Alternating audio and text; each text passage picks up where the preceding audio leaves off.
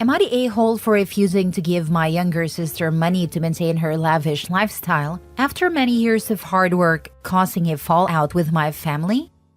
Okay, I'll try to keep this as short as I can, but I need to vent a little because I feel like my entire family is mad at me, and I don't know if I'm in the wrong here. I, 34 female, have worked my butt off for over a decade to get where I am today. I came from a pretty average family. Growing up, we weren't poor, but we weren't well off either. I had to bust my butt through school, take extra shifts, save every penny while others were out partying and buying things I couldn't even dream of affording. Now, after years of grinding, I finally own my own home, have a decent savings, and I'm in a good place financially. It wasn't easy, and I'm proud of myself for getting here. Then there's my younger sister, Sarah, 29 female. Sarah's always been different. I love her, but she's never been great with money or responsibilities in general. She's had a history of overspending and not really caring about the consequences. While I was working multiple jobs and going back to school, she was out buying designer bags, going on trips, eating out at fancy restaurants, all the things I had to forgo. Here's the kicker though, our parents have always cuddled her. Even now at 29, they're still helping her out financially. They've paid off her rent a few times, they cover some of her bills, and they even bailed her out when she maxed out her credit cards more than once. She's basically been able to live this luxurious life without putting in the work. Well, recently Sarah hit a rough patch. Surprise, surprise. She called me in a panic because she couldn't keep up with her expenses and asked if I could lend her some money. At first I felt bad and thought, okay, maybe I can help her out this one time. But then I realized she wasn't asking for money to pay rent or cover an emergency. She wanted me to help her maintain her lifestyle. She straight up said she didn't want to sell her designer stuff or downgrade her apartment because she deserves nice things. I told her no. I said that while I love her, I'm not going to throw money at her so she can keep living this way. I suggested she start making smarter financial decisions, like cutting back on luxuries, maybe selling some of her more expensive things, and living within her means. Well, she didn't take it well. She got super mad and accused me of being selfish and forgetting where I came from. She went on about how I'm in a good place now, so I should help her, because that's what family does. Now she's gone crying to our parents, and of course they've taken her side. They called me saying I'm being stingy and that money is just money, and that family is more important. They've helped her as much as they can, and now they think it's my turn to step up. I tried to explain that it's not about me hoarding my money, but about the fact that she's living irresponsibly, and I don't want to enable that behavior. They didn't care, and now the whole family's upset with me. I've even gotten calls from aunts and uncles telling me I'm wrong for not helping her out. I feel like I'm taking crazy pills. I worked so hard for what I have, and it doesn't feel fair that I'm expected to bail her out so she can keep living this ridiculous lifestyle. I love her, but I just don't think it's right to reward bad behavior, even if she is my sister. So, am I the a-hole for not giving her the money and causing this massive fallout with my family? Now for the top comments. Not the a-hole. If your parents truly believe that money is just money, then they should be happy to sell some of their investments or other assets, or even delay vacation or retirement plans, to continue to fund a lifestyle that they've raised Sarah to expect. And anyone that calls you, all the uncles and aunts, tell them since they are butting into this business, then they should also help out. So your sister can keep spending money on designer jewelry. Watch the conversation change real quick. Thank you so much for offering to help support Sarah's lifestyle. How much can I put you down for contributing? I know she's been eyeing a new handbag and some nice jewelry, so I know she's going to need a lot. Is $10,000 starting out good, or should I put you down for more, do you think? If Sarah wants to be a trad wife or a stay-at-home girlfriend, she needs to start with a rich partner. Seems she skipped that step. Not a-hole. Not a-hole. You've worked hard for what you have and deserve to keep it. It's like the parable of grasshopper and the ant. If your parents want to bail her out, they can get a second mortgage. That way, your sister won't need to sell any of her nice stuff or move to a cheaper place. Because let's be honest here, if you end up needing help from your parents, there's nothing left for you. Next story. Am I the a-hole for refusing to attend my sister's wedding after what she did to my fiancé? So my 28 female sister Ella, 31 female, is getting married in 2 weeks. We've always been close, even though we have our differences. I've always been more of a laid-back, introverted person, while Ella's the life of the party and loves being the center of attention. It never bothered me much, until now. I've been engaged to my fiancé Mark, 29 male, for about a year. He's wonderful, kind, supportive, and just an all-around great guy. My family has always liked him, or so I thought. But about a month ago, something happened that made me question everything. Ella asked Mark to meet her for coffee one day, saying she needed to help picking out a wedding gift for me. I didn't think much of it at the time, but when Mark came home, he was really quiet. After some coaxing, he finally told me what happened.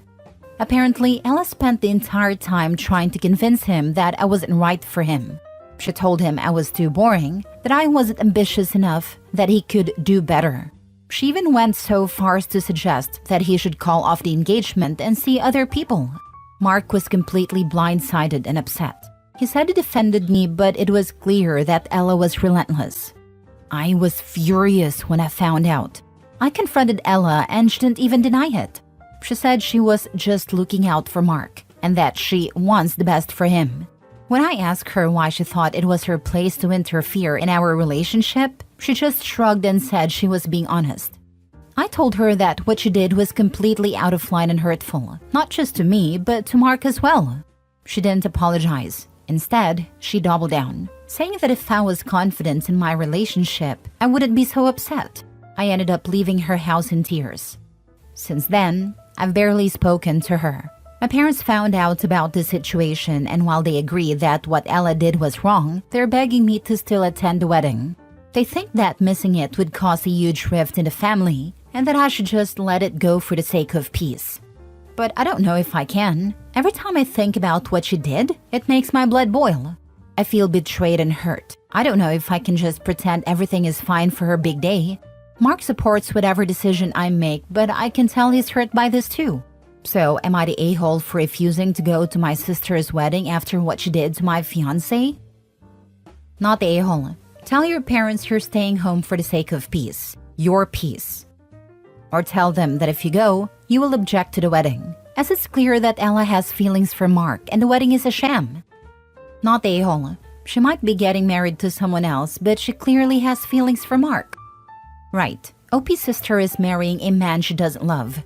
OP should look out for this guy and let him know what his fiancé tried to do and why. OP's sister would understand, right? I would definitely have coffee with him and let him know he can do better. Not the a-hole. Narcissists, cheaters, basically generally crappy people, all bank on the fact that your reaction to their toxic behavior will be viewed as an overreaction, and they try to pin a blame on you.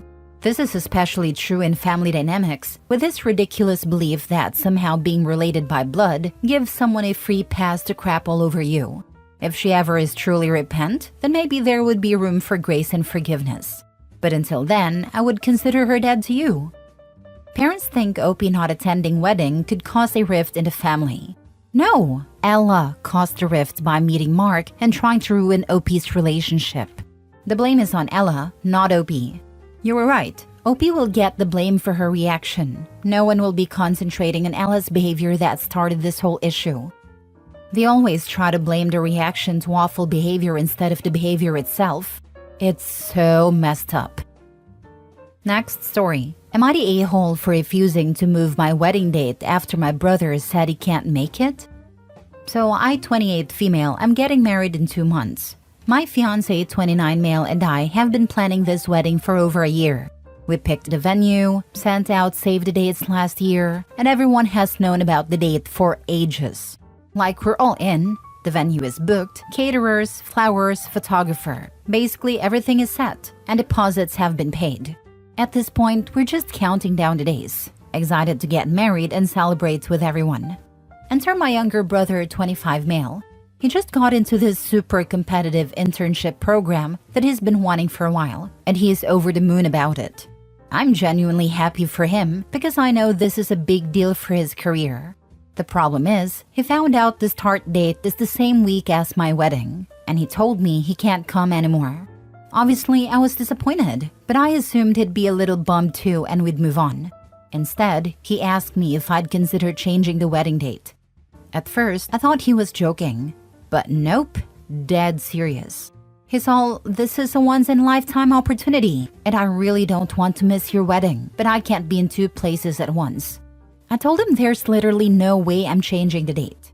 We're 2 months out, everything is booked, invites have been sent, guests have RSVP'd, and people have already planned time off and booked hotels. Not to mention, moving a wedding isn't as simple as just picking another day, especially at this point. There's a whole cascade of other stuff I'd have to move, and that's if the venue even has another open date anytime soon. He got annoyed and basically said, "So you care more about a party than your brother's future?" Which really pissed me off. Like, come on, it's not like I didn't give everyone, including him, a huge heads up about this date. He's known for over a year. I get that the internship is important, but it's not like he couldn't have communicated with them and tried to work something out, right?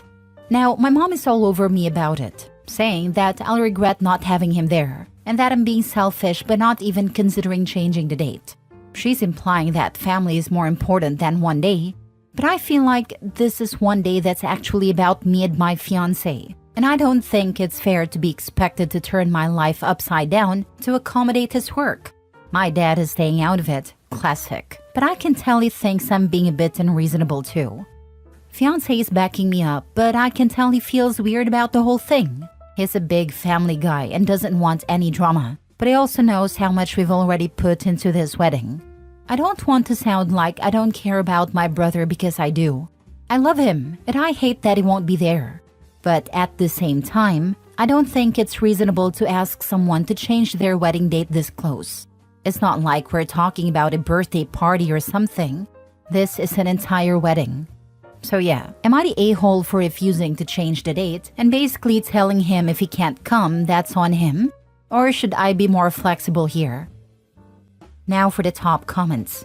Your brother and your family's opinions are absurd. Not a-hole. Why is this kid so delusional? Did he often expect things to be moved around for him? Did he often get extensions on things? Is he the golden child? Mom is backing him and dad is staying out of it. If they think OP's wedding doesn't get priority in their own damn life, it shows who's probably been getting preferential treatment. Yep, son versus daughter. Mom backing the son because family? Reeks of a golden child scapegoat dynamic. Dad not wanting to rock the boat is just an enabler. You can't move mountains for him. You can't screw over everyone else who saved the date. There's no argument here. The date is the date. Now, I get that he doesn't want to make waves, but my sister's wedding seems like an easy ask. Is it on a weekday? Why can't he do both? This. A lot of times travel/hotels/time off can't be rescheduled. Everyone else planned accordingly. They shouldn't all be screwed over for one person. Not a-hole. He's 25 but acting like he's 13. The fact that your mother, who should know better, is on you about it combined with his attitude tells me he's the golden child. Tell mom if she really cared about family, she would liquidate her savings to rebook the venue, the vendors, and the travel and accommodations of all the guests to make sure your brother can come, along with apology letters to all those who took vacation days for nothing. Last story. Would I be the a-hole if I tell my friend her bridesmaids won't be throwing her an extensive bachelorette party if we aren't invited to the wedding? So I, 27 female, am friends with Jane, 28 female. Jane and her fiancé Brad, 29 male, recently got engaged. Jane is one of my best friends and we have known each other since college. When talking about our future weddings, Jane has always expressed that she wants me and a handful of our closest friends to be her bridesmaids and to have a destination wedding. When I saw Jane and Brad the day they got engaged, one of the first things Jane said to me was how excited she was for me and our other friend to be her bridesmaids. This was about a month ago. However, now that Jane and Brad have started looking at wedding planning, they have decided to have a tiny destination wedding in Colorado and only immediate family will be invited, to save money. They also plan on having a casual party for all of the rest of their family and friends after. But there will be no ceremony or sit-down dinner and will be very clearly not a second wedding.